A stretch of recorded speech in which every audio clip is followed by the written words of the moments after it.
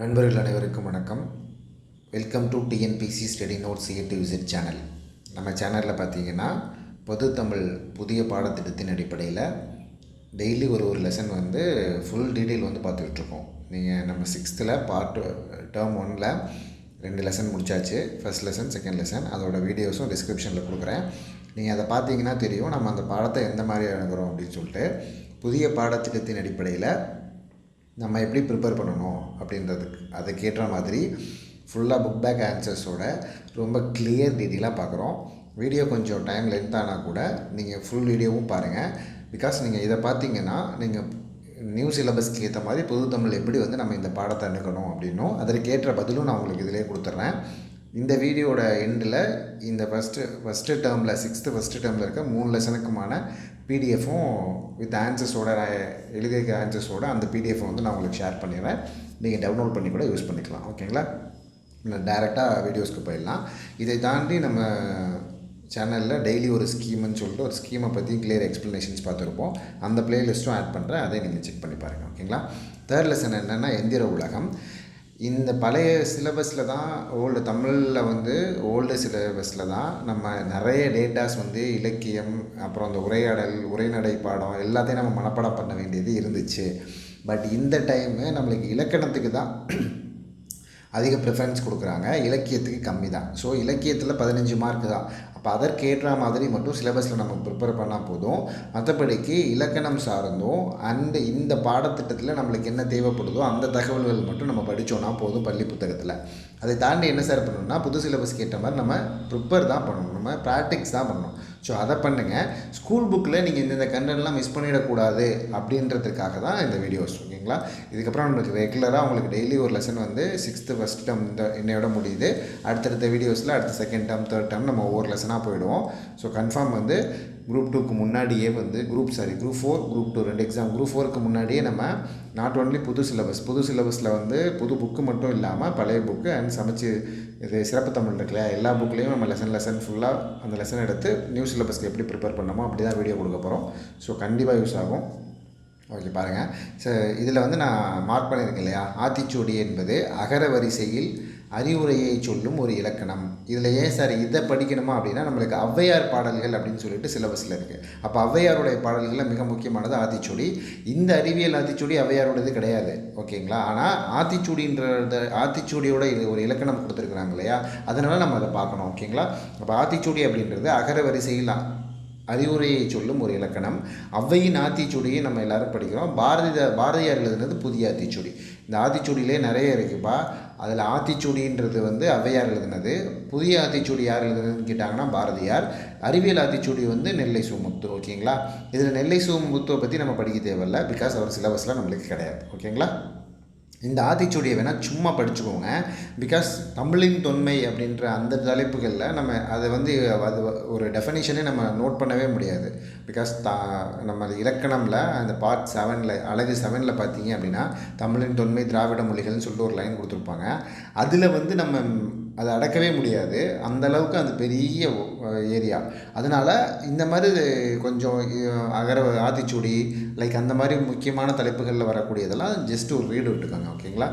And இதில் பார்த்தீங்க அப்படின்னா சொல்லும் பொருளும் மிக முக்கியம். ஏன் அப்படின்னா நம்மளுக்கு எதிர்ச்சொல் இருக்குது அண்டு பொருந்தாததுன்ற ஒரு ஆப்ஷன்ஸ் இருக்குது. ஸோ இதிலெல்லாம் நம்மளுக்கு சொல்லும் பொருளும் கேட்குறதுக்கு வாய்ப்பு இருக்குது. இது ஏன் நீங்கள் சொல்லும் பொருள் படிக்கணும் அப்படின்னு சொல்கிறத நான் ஃபஸ்ட்டு 2 வீடியோலேயே கிளியராக உங்களுக்கு சொல்லியிருப்பேன். ஸோ தட் நம்ம எல்லா லெசன்லேயுமே சொல்லும் பொருளும் அண்டு கலைச்சொற்கள் கண்டிப்பாக பார்ப்போம். ஓகேங்களா? அதை நீங்கள் படித்து தான் ஆகணும். இயன்ற வரை அப்படின்றது முடிந்த வரை அப்படின்னு சொல்லிட்டு அப்படின்னு அதுக்கு பொருள். ஒருமித்து அப்படின்னா ஒன்றுபட்டு.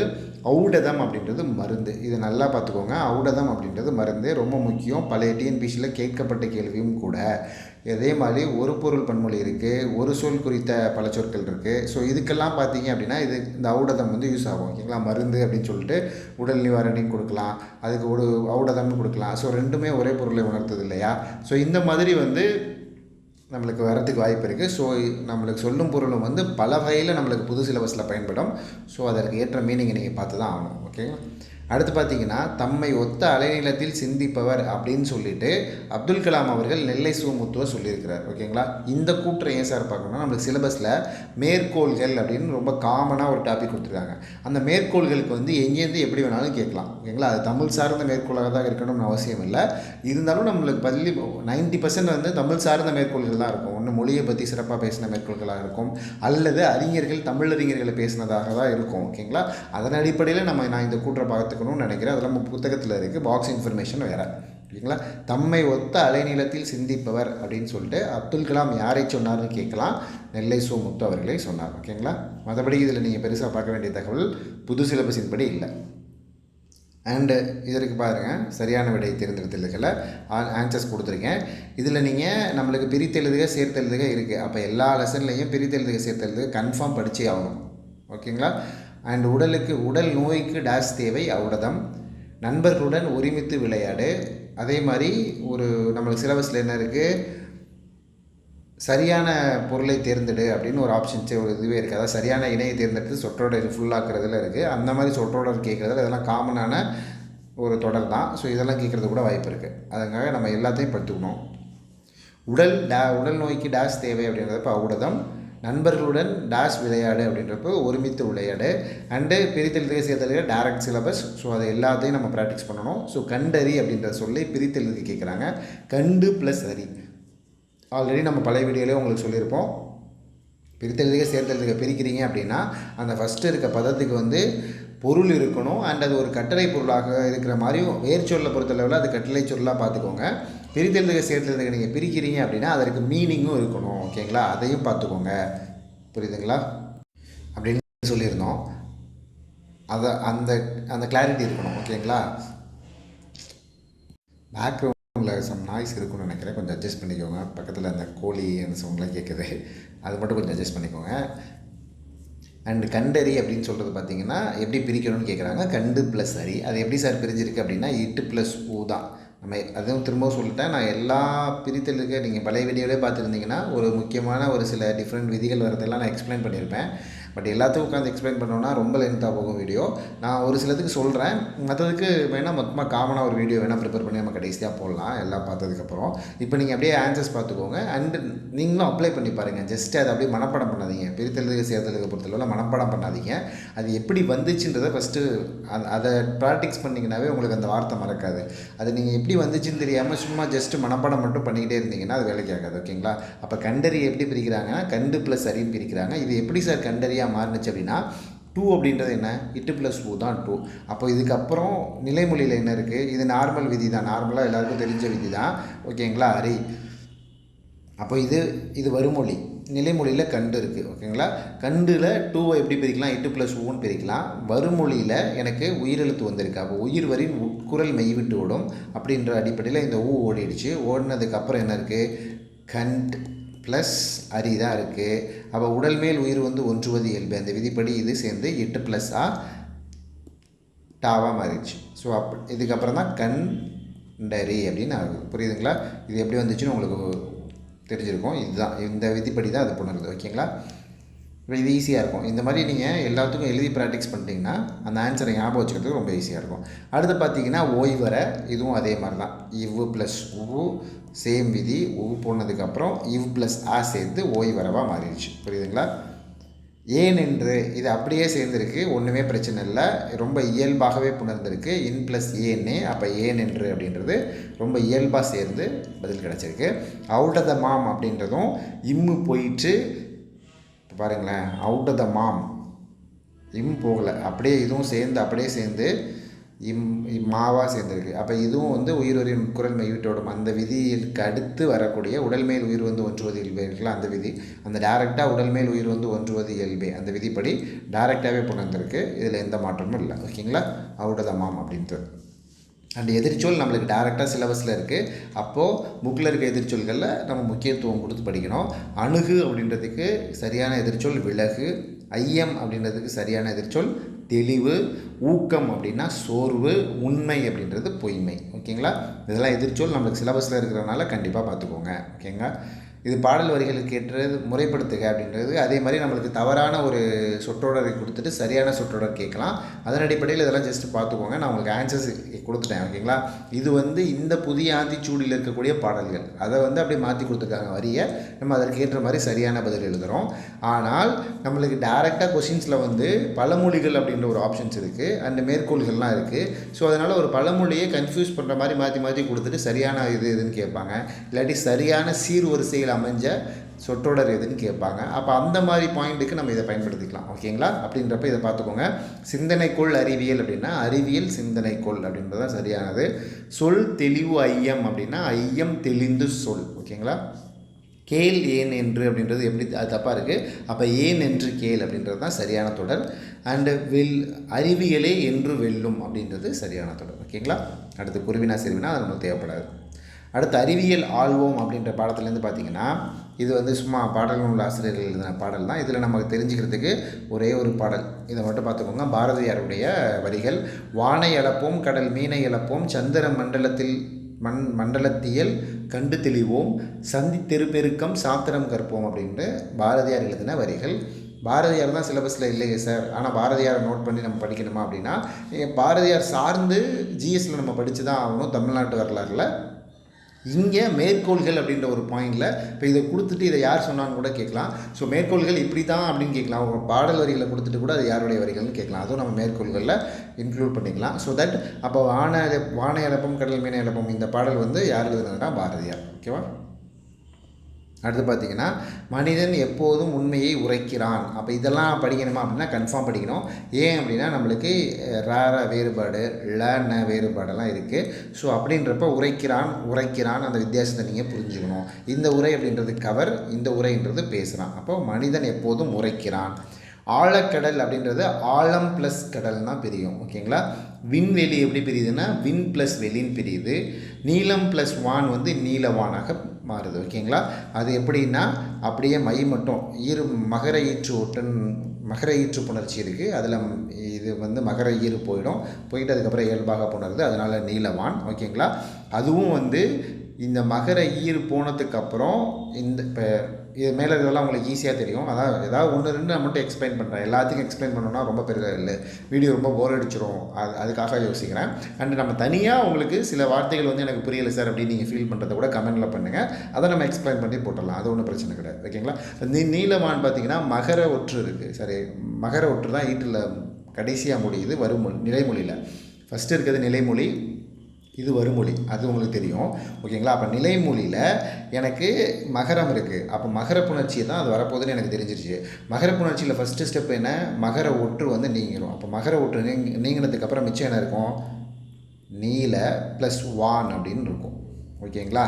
இப்போ நிலைமொழியில் என்ன இருக்குதுன்னு பார்க்கலாம். நிலைமொழியில் வல்லினம் இருந்துச்சு அப்படின்னா அந்த ஒற்று மிகும். ஆனால் இங்கே வல்லினம் இல்லை. அப்போ வல்லினம் தவிர வேறு எது இருந்தாலும் இடையினமோ மெல்லினமோ இருந்துச்சுன்னா அது டைரெக்டாக அப்படியே இயல்பாகவே புணரும் அப்படின்றது தான் விதி. அதனால் நீலவான் அப்படின்னு இயற்கையாக புணர்ந்துருச்சு. இந்த இடத்துல ஒருவேளை நீலக்கான்ன்றதுன்னு வச்சுக்கோங்க. அப்படி ஒரு வார்த்தை இல்லை, ஜஸ்ட்டு சொல்கிறேன். அப்படின்னா இந்த இடத்துல ஒரு ஒற்று மிகுந்திருக்கும். இந்த இக்குன்றது எக்ஸ்ட்ரா வந்திருக்கும். அது ஏன் வரல, இந்த இடத்துல நீலவான் ஏன் வரலன்னா இந்த இடத்துல வல்லினம் கிடையாது. ஓகேங்களா? அதை பார்த்துக்கணும். இது மாதிரி சில புணர்ச்சி விதிகள் இருக்குது. அதெல்லாம் நீங்கள் பார்த்துட்டிங்கன்னா கன்ஃபார்ம் வந்து உங்களுக்கு பிரித்தெழுது சேர்த்தலுக்கு எவ்வளோ பெரிய கொஷினாக இருந்தாலும் தப்பு பண்ண மாட்டீங்க. ஓகேங்களா? அடுத்து பார்த்திங்கன்னா இல்லாது இயங்கு, இல்லாது ப்ளஸ் இயங்கு. அப்போ இது நார்மலாக உடல் மேல் உயிர் வந்து ஒன்றுவது இயல்பு. அந்த விதிப்படி தான் உயிரின் குரல் மிகப்படி இத்து ப்ளஸ் ஊ தூ போயிட்டு இதுக்கப்புறம் இது ரெண்டும் சேர்ந்து இல்லாது இயங்கு அப்படின்ட்டு புணர்ந்துருக்கு. ஓகேங்களா? அடுத்து பாடலில் மோனை சொற்கள், எதிர்கை சொற்கள், ஏய்பு சொற்கள். அதை நீங்கள் மேலே இருக்க பாடலை பார்த்து சும்மா எழுதிக்கோங்க. உங்களுக்கு இது எதுக்கு அன்லைன் பண்ணியிருக்கேன்னா மோனைனா என்ன, எதுகைனா என்ன, ஏன்மா ஏபுனா என்னென்னு உங்களுக்கு தெரியும். ஓகேங்களா? ஆல்ரெடி நான் பழைய வீடியோவில் சொல்லியிருக்கேன், ரெஃபர் பண்ணிக்கோங்க. ஓகே. அடுத்து பார்த்திங்கன்னா இது ஜஸ்ட் இந்த சிறுவினால் நம்ம தெரிஞ்சிக்க வேண்டியது அப்படின்னா எத்தனை கோள்கள் இருக்குது அப்படின்னா இப்போது ஆக்சுவலாக கண்டுபிடிக்கப்பட்ட கோள்கள்னு கொடுத்துருக்கனால நம்ம 9 சொல்கிறோம். அதுக்கு தாண்டி நிறைய வந்துருச்சு. பட் நம்ம எத்தனை ப்ளூட்டோ தூக்கிட்ட 8 மட்டும்தான் இருக்குது. ஓகேங்களா? இந்தியா அண்மையில் நிலவுக்கு அனுப்பிய செயற்கைக்கோளின் பெயர் டிஃபால்ட்டாக உங்களுக்கு தெரியும், சந்திராயன் 3. ஓகேங்களா? அதெல்லாம் கரண்ட் அஃபேர்ஸ் ரிலேட்டபிளில் அதை அப்படி நீங்கள் படிச்சுக்கோங்க. ஜஸ்ட் இப்படி கொடுத்துருக்காங்களே சந்திராயன் 3 ரிவைஸ் பண்ணிக்கலாம்ல, லைக் அதுக்காக அப்படி வச்சுருக்கேன். அடுத்த பாடம் பார்த்திங்கன்னா கணியன் நண்பன், அதாவது உரைநடையில் கணியனின் நண்பன். ஓகேங்களா? இதில் இப்போ நான் அந்த டிக் பண்ணியிருக்கேன்ல, இது எதுக்கு ஜஸ்ட் டிக் பண்ணியிருக்கேன்னா, இதில் இந்த லைன்ஸ் பார்த்தீங்கன்னா நம்மளுக்கு நிறுத்தற் குறியீடு வந்து ஏகப்பட்டது இருக்குது. இந்த சென்டென்ஸை அப்படியே நிறுத்தற் குறியீடு கேட்பாங்கன்னு நான் சொல்லலை. பட் நீங்கள் படிக்கும் பொழுது எங்கெல்லாம் எது போடணும் அப்படின்னு இப்போ நிறுத்தற் குறியீடு நம்மளுக்கு டேரக்ட் சிலபஸுங்க. அதனால் வந்து அதை மிஸ் பண்ணிடக்கூடாது. அது அவங்க எப்படி வேணாலும் கேட்பாங்க. நிறுத்தற் குறியீடுக்கு இந்த ஸ்டேட்மெண்ட் தான் கேட்கணும்னு அவசியம் இல்லை, எதை வேணாலும் கேட்கலாம். பட் இதுலேருந்து நம்ம என்ன கற்றுக்கணும்னா, நீங்கள் இந்த லைனை ஒரு 2 தடவை படிச்சிங்கன்னா, யார் அங்கே அப்படின்னு எங்கே நிறுத்தற் குறியீடு போடணும், எங்கே எதை போடணும், இங்கே வந்து கேள்விக்குறி வருது, அப்போ இந்த இடத்துல ஒரு கமா வருது, இதுக்கடுத்து இந்த வார்த்தையை நம்ம எப்படி உச்சரிக்கணும் அப்படின்றதுக்கு நீங்கள் இந்த லெசன் ரொம்ப அருமையான லெசன் ஃபுல்லாகவே வந்து உங்களுக்கு ஏகப்பட்ட நிறுத்தற் குறியீடுக்கு எக்ஸாம்பிள்ஸ் இருக்கும். ஸோ அது ஃப்ரீ டைமில் இருக்கிறப்போ இந்த லெசனை கொஞ்சம் உற்று கவனித்து படித்து பாருங்கள். ஓகேங்களா? நீங்கள் மனப்பாடம் பண்ண சொல்லலை, திரும்ப சொல்கிறேன். இந்த லெசனில் எங்கெங்கே நிறுத்தற் குறியீடு இருக்குது, இதை மனப்பாடம் பண்ணுங்கள், இது வரும்னு சொல்லலை. வந்தாலும் வரலாம். இந்த லெசனில் இருந்து ஒரு 2 ஸ்டேட்மெண்ட்டை கொடுத்துட்டு அதுக்கு நிறுத்தற் குறியீடு சரியான இருக்குது இதுன்னு கேட்கலாம். பட் ஆனால் இந்த பாடம் எதற்கு பயன்படும்னா, ஒரு சென்டென்ஸ் எங்கேங்க அப்படியா அப்படின்றப்போ ஒரு ஆச்சரியக்குறி வருது, இதனுடன் நான் பேசி பார்க்கட்டுமா அப்படின்றப்போ ஒரு கேள்விக்குறி, இது ரெண்டுக்கும் மேற்கோள் காட்டுறதுக்கு மேற்கோள் குறிகள். அப்போது அதுக்கடுத்து ஒரு ஃபுல் ஸ்டாஃப் அந்த ஃபுல் ஸ்டாப் சென்டென்ஸ் என்ன ஆவலோடு கேட்டேன். அப்போ பார்த்துக்கங்க, அந்த ஆவலோடு கேட்டேனுக்கு வந்து எனக்கு மேற்கோள் குறிகள் காட்டலாம். அப்போ எதுக்கு நான் மேற்கோள் குறிகள் காட்டணும், எங்கே நான் ஆச்சரியக்குறியை வெளிப்படுத்தணும் அப்படின்றப்போ இந்த ஸ்டேட்மெண்ட்டை நீங்கள் நிறுத்தி நிதானமாக படித்து பார்த்தீங்கன்னா அது உங்களுக்கு புரியும். ஓகேங்களா? நிறுத்தற் குறியீடு நம்மளுக்கு டேரெக்டாக சிலபஸில் இருக்குது. ஸோ அதற்கேற்ற மாதிரி நம்ம பயிற்சி பண்ணிக்கணும். அதற்காக தான் இந்த படத்தை ஜஸ்ட்டு டிக் பண்ணி வச்சுருக்கேன். ஓகேங்களா? மற்றபடிக்கு நான் ஓர் எந்திர மனிதன் அப்படின்றது, இதில் எந்திர மனிதன் அப்படின்றதுக்கு விளக்கம் பார்த்திங்கன்னா ரோபோ. ஓகேங்களா? ரோபோவை தமிழில் என்ன சொல்கிறோம்னா எந்திர மனிதன் சொல்கிறோம். இதெல்லாம் நீங்கள் இயல்பாகவே நீங்கள் தெரிஞ்சு வச்சுருக்கணும். ஓகேங்களா? அடுத்து பார்த்தீங்கன்னா ஸோ ரோபோ அப்படின்றதுக்கு எந்திர மனிதன் நம்ம சொல்லுவோம். அடுத்து இந்த ஸ்டேட்மெண்ட்லாம் இதெல்லாம் வந்து டிஃபால்ட்டாக தெரிஞ்சு வச்சுக்க வேண்டிய சில ஸ்டாட்டிக் பாயிண்ட்ஸு. தமிழை பொறுத்தளவில் நிறைய ஸ்டாட்டிக் பாயிண்ட்ஸ் இருக்கும். அது வந்து உங்களுக்கு தமிழுக்கு வராட்டின்னு கூட அது ஜிஎஸ்சில் உங்களுக்கு பயன்படும். அண்டு ஜென்ரலாகவே நீங்கள் நம்ம சில விஷயங்கள் தெரிஞ்சு வச்சுக்கணும். அதன் அடிப்படையில் நீங்கள் இந்த பாடத்தில் இந்த தகவல்கள்லாம் தெரிஞ்சு வச்சுக்கிறது ரொம்ப முக்கியம். காரல் கபேக் அப்படின்றவர் தான் செக் நாட்டை சேர்ந்தவர். அவர் ஒரு ஆசிரியர். அவர் தான் 1920 அவர் நடத்தின ஒரு நாடகத்தில் ஃபஸ்ட்டு ரோபோ அப்படின்ற ரோபாட் அப்படின்ற சொல்லை முதலாக பயன்படுத்தினார். அந்த ரோபோ அப்படின்ற சொல்லுக்கு வந்து என்ன பொருள் அப்படின்னா அடிமை அப்படின்னு சொல்லிட்டு பொருள். ஓகேவா? ரோபோ அப்படின்றது தமிழில் எந்திர மனிதன், புரியுதுங்களா? அந்த இடத்துல ரோபோன்னு கொடுத்து தானியங்கினும் ஆப்ஷனில் கொடுத்துருப்பாங்க. தானியங்கி வந்து ரோபோவுக்கு சரியான தமிழாக்கம் கிடையாது. சரியான தமிழாக்கம் ரோபோட்டுக்கு எந்திர மனிதன் தான். ஓகேங்களா? அந்த வித்தியாசத்தை புரிஞ்சுக்கணும். அண்டு காரல் கபேக் அப்படின்றவர் தான் ரோபோட் அப்படின்ற வார்த்தையை ஃபஸ்ட்டு அவர் ஒரு நாடகம் எழுதுகிறாரு, அதில் பயன்படுத்துகிறாரு. அந்த ரோபோ அப்படின்னா அடிமை அப்படின்னு சொல்லிட்டு மீனிங். ஓகேங்களா? அண்ட் தானியங்கிகள் அப்படின்றது அந்த வேலையை அதுவே செய்கிறது, அவ்வளோதான். மனிதன் கண்டுபிடிச்ச தானியங்கிகள். ஆனால் ரோபோட்டுக்கு நம்ம எந்திர மனிதன்ன்றது தான் சரியான தமிழாக்கம். ஓகேங்களா? அண்டு அதுக்கப்புறம் தானியங்கிக்கு ஒரு எக்ஸ்ப்ளனேஷன்ஸ் கொடுத்துருக்காங்க, அது தேவையில்லை. அண்ட் இந்த பாக்ஸ் இன்ஃபர்மேஷனை ஜஸ்ட்டு ரீட் விட்டுக்கோங்க. மேற்கோள்களில் நம்ம தெரிஞ்சு வச்சுக்க வேண்டிய ஒரு பாயிண்ட்டை நான் பார்க்குறேன். ஸோ அதனால் மனித முயற்சிகளுக்கு மாற்றாக தானே இயங்கும் எந்திரம் தானியங்கி அப்படின்றதுக்கு எக்ஸ்ப்ளனேஷன்ஸ் கொடுத்துருக்காங்க. இவை தோற்றத்தில் மனிதர் போல இல்லாமல் இருக்கலாம், ஆனால் மனிதர்கள் போல செயல்களை நிறைவேற்றும் அப்படின்னு சொல்லிட்டு பிரிட்டானிக்கா கலைக்களஞ்சியம் வந்து தானியங்கிகளுக்கான ஒரு எக்ஸ்ப்ளனேஷன்ஸ் கொடுக்குறது. ஜஸ்ட்டு ஒரு மேற்கோள்களாக நம்மளுடைய பாக்ஸ் இன்ஃபர்மேஷனில் இருக்கிறனால ஜஸ்ட் பார்த்துக்கோங்கன்னு சொல்கிறேன். ஓகேங்களா? இது வந்து நீங்கள் பழைய சிலபஸ்னால் டிஃபால்ட்டாக இதை மனப்பாடம் பண்ணி ஆகணும் அப்படின்னு நான் சொல்லுவேன். இப்போ நீங்கள் ஜஸ்ட் பார்த்துக்கோங்கன்னு சொல்கிறேன். ஓகே, ரெண்டுக்கும் வித்தியாசம் இருக்குது. படிங்க மனப்பாடம் பண்ணுங்கன்றதுக்கும் ஜஸ்ட் பார்த்துக்கோங்கன்றதுக்கும் வித்தியாசம் இருக்குது. அதற்கேற்ற மாதிரி நீங்கள் அதை அணுகுங்க. ஓகேங்களா? ரொம்ப ஈஸியான சிலபஸ் தான். தமிழில் நீங்கள் ரொம்ப ஈஸியாக கவர் பண்ணிடலாம். பண்ண வேண்டிய ஒன்று பயிற்சி நிறைய பண்ணணும். பள்ளிப்பாட புத்தகத்தில் இருக்கிற தகவல்களை விடாமல் பயிற்சி பண்ணுங்கள். ஓகேங்களா? ஏன் இப்போ கொஷின் உங்களுக்கு டஃபாகவே வச்சா கூட உங்களுக்கு கிட்டத்தட்ட 80 கொஷின்ஸ் வந்து பள்ளிப்பாட புத்தகத்துக்குள்ளே தான் வந்துடும். அது தாண்டி தான் 20 கொஷின் போக போகுது. அந்த 20 கொஷினில் நீங்கள் ரேண்டமாக போட்டால் கூட ஒரு 10 கொஷின் கரெக்டாக போட்டிங்கன்னு வச்சுக்கோங்க. இந்த 80 தப்பு பண்ணாமல் கரெக்டாக போடணும். அப்போ தான் வந்து அந்த 90 ரீச் பண்ண முடியும். அப்போ நான் 20 கொஷின் கஷ்டங்கிறதுக்காக நான் மொத்த கொஷினே கஷ்டம்னு சொல்லிகிட்டே இருக்க முடியாது. 20 கொஷின் நம்மளுக்கு ரொம்பவே வெளியில் போனால் கூட நான் வந்து அப்படி போக மாட்டாங்க நம்புவோம். பட் ஆனால் ரொம்ப அவுட் ஆஃப் சிலபஸாக ஒரு 20 அவுட் ஆஃப் சிலபஸில் ரொம்ப வந்து கேள்விப்படாத வார்த்தைகளாகவே ஒரு 20 கொஷின் போகிறாங்கன்னா 80 கொஷின் கன்ஃபார்ம் புக்குள்ளே இருந்தாங்க இருக்கும். நம்ம புக்குள்ளே சிறப்பு தமிழ் எல்லாத்தையும் நம்ம கவர் பண்ணிவிடுவோம். அதற்கேற்ற மாதிரி நம்ம ப்ரிப்பேர் பண்ணிட்டு போயிடணும். இப்போ நம்ம பண்ணுற பிரச்சனை என்ன தெரியுமா? அந்த 80லேயும் நம்ம ஒரு 10 தப்பு பண்ணிவிடுவோம். இந்த 20லேயும் ஒரு 10 தப்பு பண்ணிவிடுவோம். அப்போ நம்மளுக்கு டோட்டலாக வந்து நிற்கிறது 80 மார்க் தான் வரும். நான் என்ன சொல்கிறேன்னா, புக்குள்ளேருந்து கேட்குற 80 கேள்விக்குமே நீங்கள் நம்ம சரியாக போடணும். ஓகேங்களா?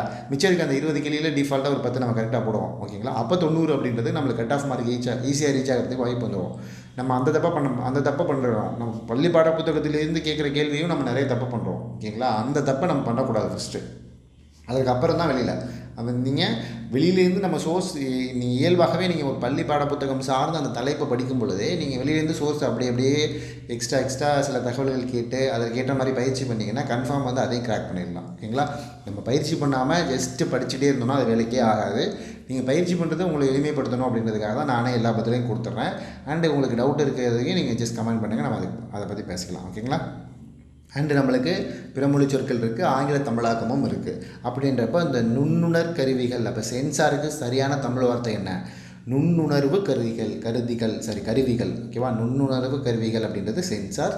அங்கே ஆல்ரெடி ரோபோட்டுக்கு பார்த்தோம், எந்திர மனிதன், தானியங்கி கிடையாது. ஓகேவா. ரோபோட்னா எந்திர மனிதன், அண்ட் சென்சார்ஸ் அப்படின்னா நுண்ணுணர்வு கருவிகள். ஓகேங்களா. அடுத்து பார்த்தீங்கன்னா கணினி திரைக்காட்சிகள், அது ஜஸ்ட்டு அனலைன் பண்ணியிருக்கேன். அண்டு இது எகைன் அதே தான். இந்த கோடு இந்த டிக்கெல்லாம் எதுக்கு அப்படின்னா அந்த நிறுத்தல் குறியீடு அந்த இடத்துல படித்து பாருங்கள், ஒரு ப்ராக்டிக்ஸுக்காக அப்படின்னு உங்களுக்கு சொல்கிறதுக்காக வச்சுருக்கேன். ஓகே. அண்ட் இது ஒரு ஸ்டாட்டிக் இன்ஃபர்மேஷன் தான், இது ஜஸ்ட் ரீட் பண்ணிக்கோங்க. 1977 மே மாதம் சதுரங்க போட்டி ஒன்று நடைபெற்றது. அதில் உலக சதுரங்க போட்டியாளர் கேரி கேஸ்பரோவ் என்பவர் கலந்து கொண்டார். IBM என்னும் நிறுவனம் உருவாக்கிய டீப் ப்ளூ என்னும் சூப்பர் கம்ப்யூட்டர். இப்போ இதில் நம்ம என்ன கவனிக்கணும், டீப் ப்ளூக்கு தமிழாக்கம் இல்லை, அது வந்து ஜஸ்ட்டு நேம். ஓகேங்களா. ஆனால் மீத்திறன் கணினி அப்படின்னா சூப்பர் கம்ப்யூட்டர். ஓகேங்களா. தமிழில் மீத்திறன் கணினி அப்படின்றது சூப்பர் கம்ப்யூட்டர், அதை பார்த்துக்கணும். ஓகேங்களா. அவருடன் போட்டியிட்டது அதில் டீப் ப்ளூ அப்படின்ற சூப்பர் கம்ப்யூட்டர் என்ற மீத்திறன் கணினி இருக்குல்லே, அதுதான் வந்து வெற்றி பெற்றது. ஓகேங்களா. இது ஸ்டாட்டிக் இன்ஃபர்மேஷன். இதில் நீங்கள் முக்கியமாக கவனிக்க வேண்டியது மீத்திறன் அப்படின்ற மீத்திறன் கணினிக்கு வந்து சூப்பர் கம்ப்யூட்டர்னு ஆங்கில ஆக்கம். சூப்பர் கம்ப்யூட்டருக்கு தமிழாக்கம் மீத்திறன் கணினி. ஓகேவா. அண்ட் அடுத்து ஒரு இன்ஃபர்மேஷன் தான் ஸ்டாட்டிக்கு, அதையும் பார்த்துக்கோங்க. உலகிலேயே முதலாக சவுதி அரேபியா தான் ஒரு ரோபோவுக்கு குடியுரிமை வழங்கியது. அந்த ரோபோவின் பெயர் சோஃபியா. ஓகே.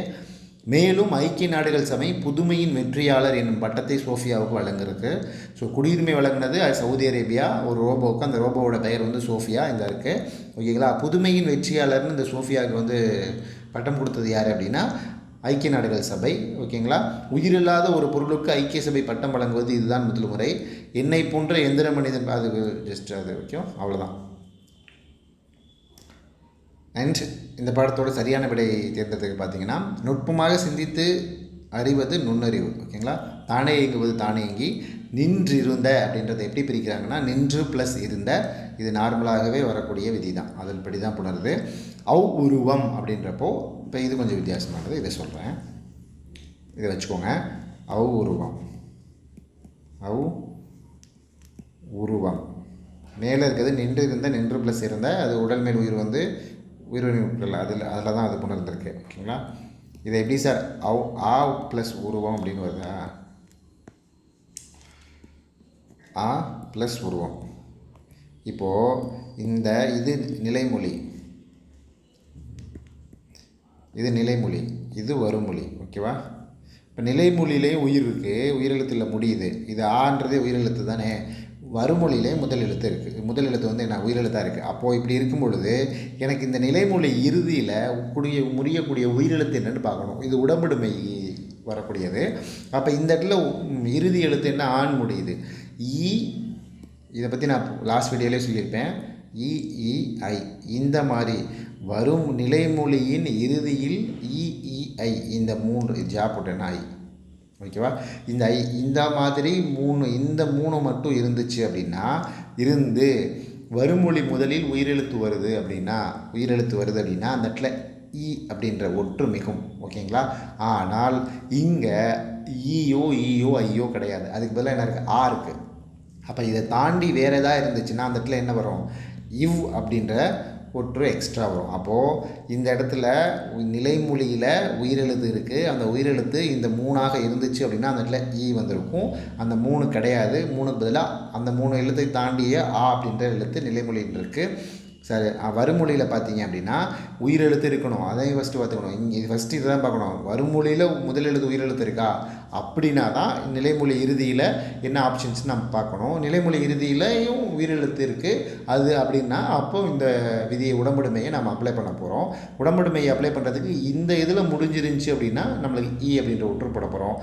இது ஆளை முடிஞ்சிருக்கு, அதனால் இவ் அப்படின்ற ஒற்று போட்டு அப்படியே சேர்த்துருதுறோம். அதனால தான் உருவம் அப்படியே சேர்த்து எழுதுறோம்னா இவ் போட்டோமா, அதுக்கப்புறம் இது ரெண்டும் சேர்ந்துடும். உடல் மேல் உயிர் வந்து ஒன்றுவது இயல்பே பதி, இவ் ப்ளஸ் உ எனக்கு உ, அதனால தான் அவ் உருவம் அப்படின்னு வருது. புரியுதுங்களா? புரிஞ்சிருக்கும்னு நம்புகிறேன். புரியலைன்னா கமெண்ட் பண்ணுங்கள், எக்ஸ்ப்ளனேஷன்ஸ் கொடுக்குறேன். ஓகேவா? அடுத்து மருத்துவத்துறை. ஓகேங்களா? எகைன் நான் சொன்னது தான் மருத்துவத்துறை. மேலே தான் நம்ம பேசணும் மகர ஒற்று அப்படின்ற ஒரு புணர்ச்சி விதி பேசினால அதுக்கு சரியான எக்ஸாம்பிள் இருக்குது பாருங்கள். அங்கே வந்து வல்லினம் வந்தால் அந்த ஒற்று மிகுன்னு சொன்னேன். அங்கே மெல்லினமோ இடையினமோ இருந்துச்சுன்னா ஒற்று மிகாது, அது அப்படியே இயல்பாக புணர்ந்துரும்னு சொன்னேன். அதே மாதிரி பாருங்கள், மகர ஒற்று மகர புணர்ச்சி தான்.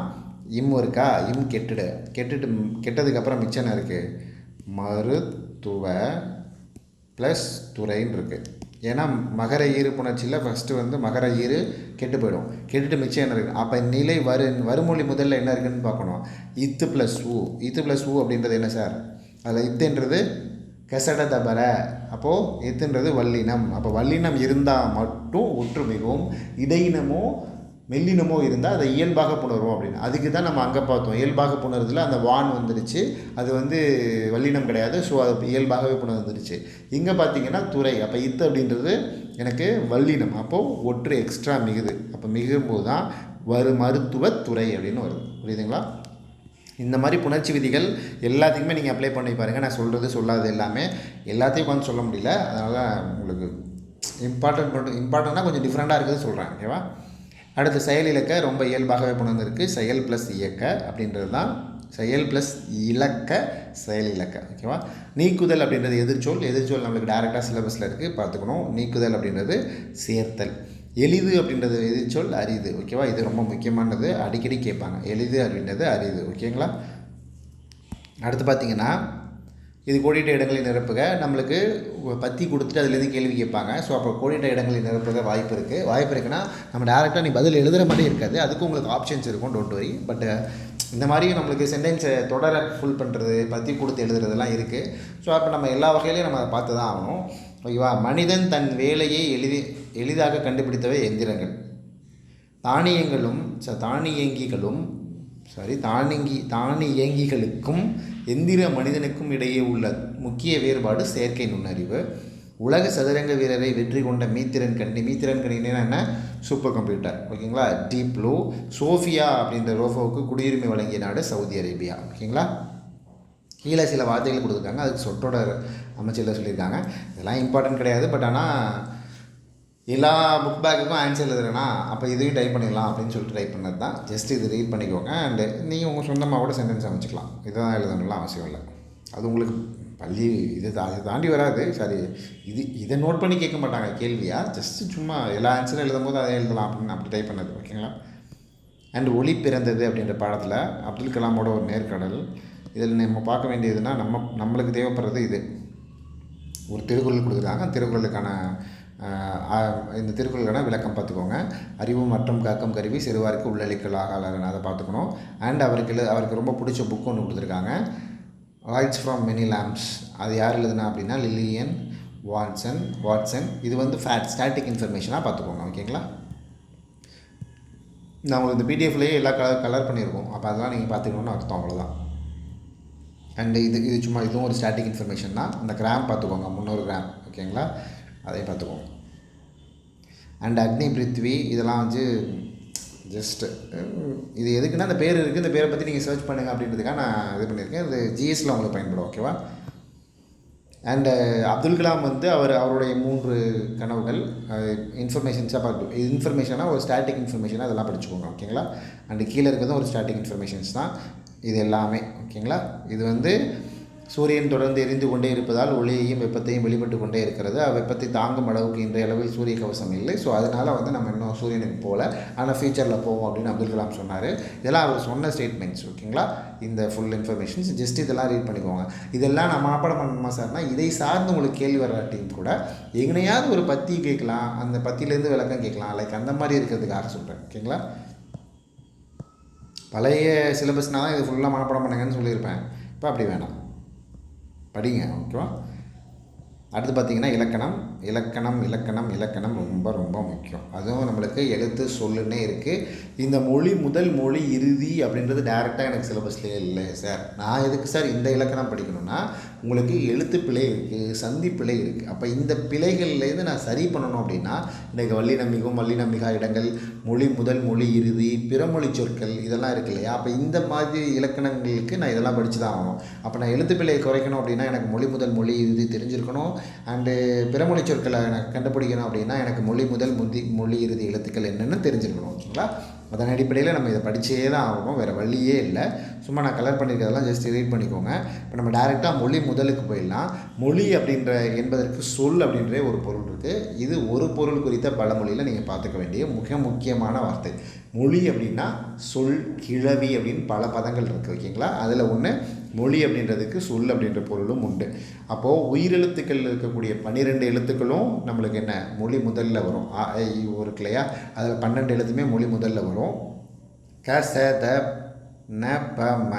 ஓகேங்களா? கசட தபரன்னு படிச்சிடக்கூடாது. க ச த ந ப ம. இந்த 6 வரிசையில் இருக்கக்கூடிய எல்லா உயிர்மை எழுத்துக்களும் அப்போ ஒரு உயிர்மை எழுத்து எடுத்தோம்னா, இப்போ க அப்படின்ற வரிசை எடுத்தோம்னா 18 உயிர்மை எழுத்து இருக்கும் இல்லையா?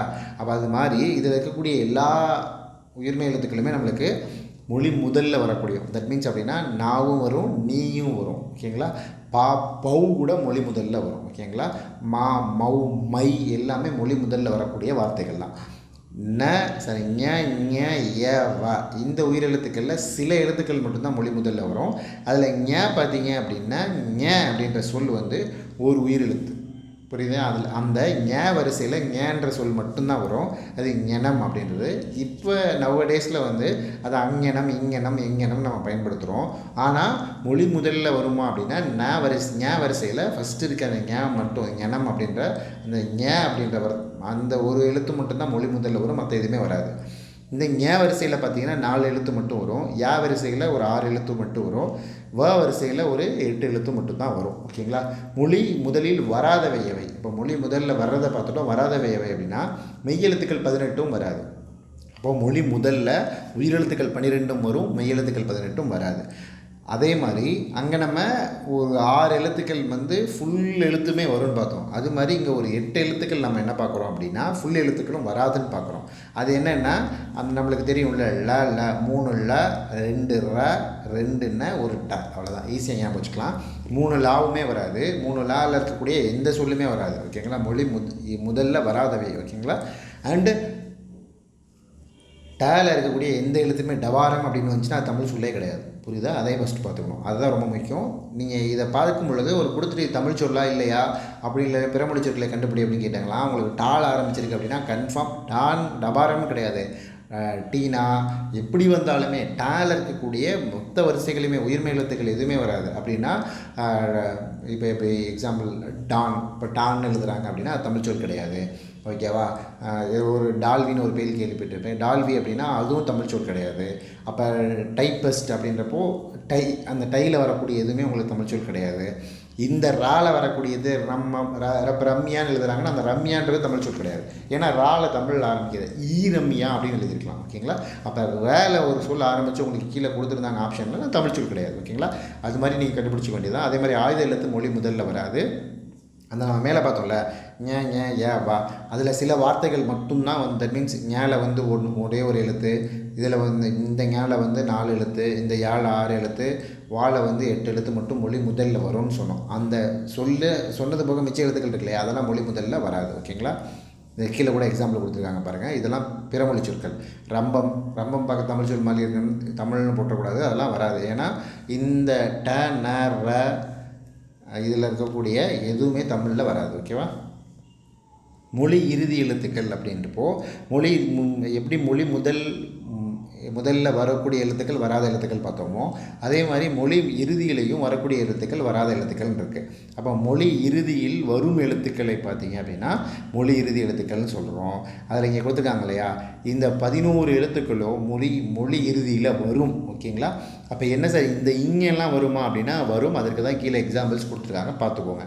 மொழி இறுதியாக வராத எழுத்துக்கள் எது அப்படின்னா இந்த உயிரெழுத்துக்கள் 12 இருக்கு இல்லையா, அது மொழி இறுதியில் தனிச்சு வராது. ஓகேங்களா? ஆனால் அது உயிர்மெய் எழுத்துக்களோடு சேர்ந்து, உயிரெழுத்துக்கள் மெய் எழுத்துக்களோடு சேர்ந்து உயிர்மெய் எழுத்துக்களாக மட்டும் மொழி இறுதியில் வரும். ஓகேங்களா? அப்போ அ அப்படின்ற வார்த்தை டேரெக்டாக வராது. இக் ப்ளஸ் அ சேர்ந்து காவா வரதுக்கு வாய்ப்பு இருக்குது. புரியுதுங்களா? ஆனால் க வராது. ஏன் அப்படின்னா அந்த மெய்யெழுத்துக்கள் ஏதும் சரி க வரும். உயிர் எழுத்துக்கள் டேரெக்டாக வராது, உயிர்மெய் எழுத்துக்களாக சேர்ந்து வரும். ஓகே, அதை பார்த்துக்கோங்க. ஆயுத எழுத்து மொழி இறுதியில் வராது. இக்கு இஞ்சி இட்டு கசடதபரை இருக்கு இல்லையா, அது கூட எக்ஸ்ட்ரா வந்து கசடதபரை மட்டும்தான். கசடதபரை அது கூட எக்ஸ்ட்ரா அந்த ஞாபகம் மட்டும் பார்த்துக்கோங்க. கசடதபரை எக்ஸ்ட்ரா அந்த ஞாபகம் மட்டும் பார்த்துக்கோங்க. இந்த 7 எழுத்துக்களும் பார்த்திங்கன்னா மொழி இறுதியில் வராது. ஓகேங்களா? அண்ட் உயிரெழுத்துக்களில் வரிசையில் எதுவுமே மொழி இறுதியில் வராது. இந்த புரியுதுங்களா?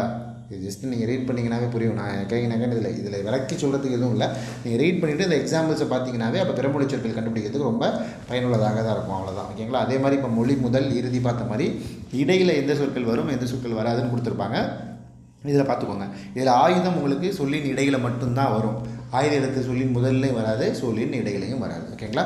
இது எல்லாமே நான் உங்களுக்கு அன்லைன் பண்ணி கொடுத்துருக்கேன். அதே மாதிரி அளபடையில் மட்டுமே உயிரெழுத்துக்கள் சொல்லின் இடையில் வரும் அப்படின்றது ஒரு ஸ்டேட்மெண்ட்டு. அது பார்த்துக்கோங்க.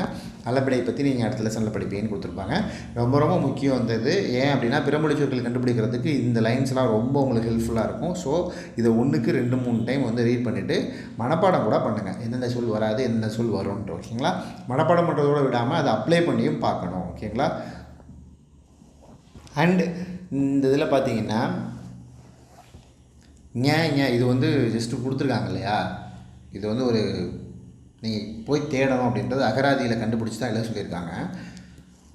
இந்த வரிசையில் வரக்கூடிய உயிர்மெய் எழுத்துக்கள் சொன்னோம் இல்லையா. இப்போ இதில் எத்தனை எழுத்து 4 எழுத்து தான் இருக்குதுன்னு சொன்னோம். இதில் எத்தனை இருக்குது? 6 தான் வரும். 6 வரும். இதில் 4 இதில் யாழை 8 வரும். வாழை வந்து இதில் 6 வரும். வாழை வந்து 8 எழுத்து தான் வந்து மொழி முதல்ல வரும்னு சொன்னோம். ரைட்? அது எதுன்னு அங்கே கொடுத்துருப்பாங்க. அப்போ அதுக்கு ஏற்ற மாதிரி ஒரு எக்ஸாம்பிள்ஸ் எடுத்து எழுதுங்க அப்படின்றது தான் இந்த கேள்வி. ஓகேங்களா? அது நானே உங்களுக்கு எழுதி கொடுத்துருக்கேன். இப்போ அதில் நீங்கள் என்ன பண்ணணுன்னா, இப்போ இந்த ஞாயிற்கு உங்களுக்கு விளக்கம் தெரியும். இந்த இதுக்கு ஞிமிரு ஞெங்கிலம்லாம் உங்களுக்கு இதெல்லாம் வந்து பார்த்திங்க எமளியெல்லாம் உங்களுக்கு வார்த்தை மீனிங் தெரிய வாய்ப்பு இல்லை. நீங்கள் கமெண்டில் என்ன பண்ணுறீங்கன்னா இது எல்லாத்துக்கும் மீனிங் தெரிஞ்சதை விட்டுருங்க. இந்த வேலை, வெற்றி, வீக்கம், மோஸ்ட்லி இந்த சீரீஸில் இருக்க எல்லாத்துக்குமே உங்களுக்கு மீனிங் தெரியும். இதில் பார்த்தீங்கன்னா இந்த இதுக்கு உங்களுக்கு மீனிங் தெரிய வாய்ப்பு இல்லை. பௌதகம் அப்படின்றப்போ யோகம் யூகமம் இது இம்மை. ஓகேங்களா? யூகம் இம்மை. ஓகேங்களா? இது மாதிரி இருக்கிறது கூட யசனம். இதுக்கு மட்டும் பொருள் தெரியாததுக்கு மட்டும் என்னென்னு பொருள் கண்டுபிடிச்சி கமெண்ட் பண்ணுங்கள். ஓகேங்களா? இது நீங்கள் கமெண்ட் பண்ணணும். ஓகேங்களா? என்னென்னு பொருள் தெரியாததுக்கு மட்டும் இதுக்கு அண்டு இதுக்கு இது கிட்டத்தட்ட ஒரு 6. இந்த 6க்கு மட்டும் நீங்கள் என்ன பண்ணணும்? கமெண்ட் பண்ணுங்கள். ஓகேவா? அண்டு பொருள் தேடியும் படிச்சுக்கோங்க. எனக்கு தெரியும், நான் உட்காந்து இப்போ எல்லாத்துக்கும் சொல்லிட்டு இருக்கல. இது நீங்கள் கமெண்ட் பண்ணணுன்றதுக்காக இதை விட்டுட்டு போகிறேன். ஓகே. அடுத்து பார்த்திங்கன்னா மொழியை ஆல்பம்லாம் நம்மளுக்கு பற்றி கொடுத்துட்டு பத்தியிலேருந்து கேள்வி கேட்குறது டேரெக்டாகவே நம்மளுக்கு சிலபஸில் இருக்குது. ஸோ இந்த மாதிரி பற்றியே கொஞ்சம் பார்த்துக்கணும். ஓகேவா? அதுக்கான பதிலும் உங்களுக்கு கீழே கொடுத்துருக்கேன். அதை ரெஃபர் பண்ணிக்கோங்க. அடுத்து பார்த்திங்கன்னா இதுக்கு பிறமொழி சொற்கள். ஸோ இதுவும் நம்மளுக்கு டேரெக்டாக சிலபஸில் இருக்கனால இதையும் நம்ம பார்த்துக்கணும். அப்போ கணினி, கம்ப்யூட்டர் அப்படின்னா கணினி, காலிங் பெல் அப்படின்னா அழைப்பு மணி, மிஷின் அப்படின்னா எந்திரங்கள், ரோபோ அப்படின்றது தானியங்கி இயந்திரம் தான். ரோபோவுக்கு நம்ம தானியங்கி இல்லை, எந்திர மனிதன் தான். ரோபோ அப்படின்றது எந்திர மனிதன். ஓகே, எந்திர மனிதன்.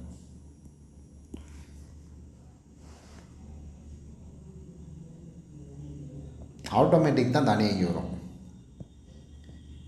இது சொற்கள் கன்ஃபியூஸ் ஆகி என்னது இல்லை, சும்மா கலைச்சொற்களை கண்டுபிடிச்சி இதுலேருந்து என்ன வருதுன்னு கேட்டுறாங்க. அதான் அப்துல் கலாம் வரும். அது சும்மா எல்லா பதிலும் எழுதணுன்றதுக்காக ஜாலியாக எழுதியிருக்கேன், வேறு ஒன்றும் இல்லை. அண்ட் இதெல்லாம் இது ஒன்று இருக்குது. இதுவும் நம்மளுக்கு ஒரு சொல்லை கொடுத்துட்டு புதிய சொல் உருவாக்குறதுலும் இந்த புது சிலபஸில் இருக்குது. அதையும் பார்த்துக்கணும். ஓகேங்களா? அதுக்கு ஏற்ற மாதிரி சும்மா ஒரு எக்ஸாம்பிள் எழுதியிருக்கேன். பார்க்கு வந்து பார்த்தல், செய்தி ஜஸ்ட்டு ப்ராக்டிஸ் பண்ணிக்கோங்க. குறுக்கெழுத்து தொடருக்கு இது எல்லாத்துக்குமே நான் எக்ஸாம்பிள் இப்படி கொடுத்துருக்கேன், ஆன்சர்ஸ் கொடுத்துருக்கேன். இந்த ஆன்சர்ஸை ரெஃபர் பண்ணிக்கோங்க. ஓகேவா? இது நம்மளுக்கு ஸ்டாட்டிக் இன்ஃபர்மேஷன்ஸாக இருந்தாலும் சரி, நம்மளுக்கு சொற்றொடரில் பயன்படக்கூடியது எதாக இருந்தாலும் சரி, இந்த மாதிரி இன்ஃபர்மேஷன்ஸ் நான் உங்களுக்கு ஆன்சர் டைரெக்டாகவே கொடுத்துட்டேன். அதை பார்த்துக்கோங்க. ஓகேவா? இதில் ஒன்றே என்ன பிரச்சனைனா, இல்லை ஓரளவு எல்லாமே கரெக்டாக தான் இருக்கும். எல்லாமே கரெக்டு தான். ஓகேவா? அடுத்து பார்த்தீங்கன்னா இதில் நம்ம அடுத்து நீங்கள் பார்க்க வேண்டியது இதுதான், கலைச்சொற்கள் டிஃபால்ட்டாக நீங்கள் ஃபுல்லாக படித்து தான் ஆகணும். முக்கியம். ஓகேவா? செயற்கை நுண்ணறிவு, ஆர்டிஃபிஷியல் இன்டெலிஜென்ஸ், செயற்கைக்கோள், சேட்டலைட், மீத்திறன் கணினி, சூப்பர் கம்ப்யூட்டர், இன்டெலிஜென்ஸ் அப்படின்னா நுண்ணறிவு. ஓகேங்களா? அவ்வளோதான் இந்த பாடம் முடியுது. இதில் நீங்கள் பார்த்தீங்கன்னா நம்மளுக்கு சிலபஸில் இருக்கக்கூடிய ஒரே அதிகாரம் இந்த 6th பார்த்தீங்கன்னா இந்த அன்புடைமை அப்படின்ற அதிகாரம் மட்டும்தான். அதில் போன செகண்ட் டேர்மில் அந்த லெசனில் அன்புடைமையில் இருக்கக்கூடிய 2 குறளும் ஃபுல்லாக விளக்கிட்டு அதை மொத்தமாக திருக்குறள் பார்த்துருப்போம். அதில் அதிகாரத்தில் இருக்கக்கூடிய குறள்கள் வந்து ரொம்ப முக்கியம். அந்த 2 குறளை தவிர நம்மளுக்கு மிச்சம் இருக்க 8 குறளும் நீங்கள் படிக்கணும்னு நான் சொல்லியிருந்தேன். அந்த அதிகாரம் இதிலேயே இருக்குது. நம்மளுக்கு சிலபஸில் இருக்கக்கூடியது எது? இந்த 2 தான் இருக்கும்னு நினைக்கிறேன். ஓகேவா? இந்த 2 குறளும் மட்டும்தான் இருக்கும்னு நினைக்கிறேன். சிலபஸில் மீன்ஸ் புக்குக்குள்ளே இருக்குது. சரி, நோ 7th குறளும் 2nd குறளும் 7th குறளும் நம்மளுக்கு இருக்கும். இதுதானே இருக்கும். ஆமாம், 2nd குறளும் 7th குறளும் இருக்கும். மற்றெல்லாம் நீங்கள் படிச்சுக்கணும். அது வந்து உங்களுக்கு மேலே செகண்ட் டேர்ம்லேயே நீங்கள் விளக்கத்தோடு படிச்சிருப்பீங்க. மற்ற எல்லா குறளும் படிச்சுக்கோங்க. ஓகேங்களா? அதிகாரம் நம்மளுக்கு சிலபஸில் மென்ஷன் ஆகிருக்க எல்லா அதிகாரத்துக்கான எல்லா குறளையும் படிக்கிறது முக்கியம். ஓகேங்களா? அதை படிச்சுக்கோங்க. ஓகேங்களா? அண்ட் அவ்வளோதான். ஸோ இந்த டேர்ம் 6th ஃபஸ்ட்டு டேர்ம் ஃபுல்லாக முடிஞ்சு 3 லெசனை முடிச்சிட்டோம். இந்த வீடியோவுக்கு கீழே டிஸ்கிரிப்ஷனில் இந்த பிடிஎஃப்பை உங்களுக்கு ஆட் பண்ணிடுறேன். இந்த பிடிஎஃப்பில் 3 லெசனுமே இருக்கும். 1 2 3 3 லெசனுக்குமான எல்லா ஆன்சர்ஸும் எக்ஸ்ப்ளனேஷன்ஸோடு இருக்கக்கூடிய, இப்போ நம்ம பார்த்தோம்ல அதே மாதிரி எல்லா பாடத்துக்கும் பண்ண ஆன்சர்ஸ் பிடிஎஃபாகவும் இது இருக்கும். நீங்கள் ஷேர் பண்ணிக்கங்க. அண்டு ஃபுல் வீடியோவும் பார்த்தீங்கன்னா உங்களுக்கு எக்ஸ்ப்ளனேஷன்ஸோடு இருக்கும். ஃபஸ்ட்டு 2 வீடியோ பார்க்காதவங்களுக்கு நான் டிஸ்கிரிப்ஷனில் ப்ளேலிஸ்ட்டோட லிங்க் ஆட் பண்ணுறேன். அதுலேயும் போய் பார்த்துக்கோங்க. And one more information, group 4 test batch வந்து நம்ம சேனலில் ஒன்று கண்டக்ட் பண்ணுறோம். Feb 20 வந்து பேட்ச் ஸ்டார்ட் ஆகுது. அண்டு ஃபஸ்ட்டு டெஸ்ட் வந்து Feb 23. ஓகேங்களா? இது வெறுமனே டெஸ்ட் பேட்சாக இல்லாமல் உங்களுக்கு இம்பார்ட்டண்ட் டாபிக் வந்து நம்ம டீச் பண்ணி கொடுத்துருவோம். அண்டு எவ்ரி டெஸ்ட் முடிஞ்ச உடனே உங்களுக்கு டேரெக்டாக என்ன இருந்துச்சு, குரூப் 4. ஓகேங்களா? எவ்ரி டெஸ்ட் முடிஞ்சோடனே உங்களுக்கு டேரெக்டாக வீடியோ எக்ஸ்ப்ளனேஷன்ஸ் கிளாஸும் கிடச்சிரும். ஓகேங்களா?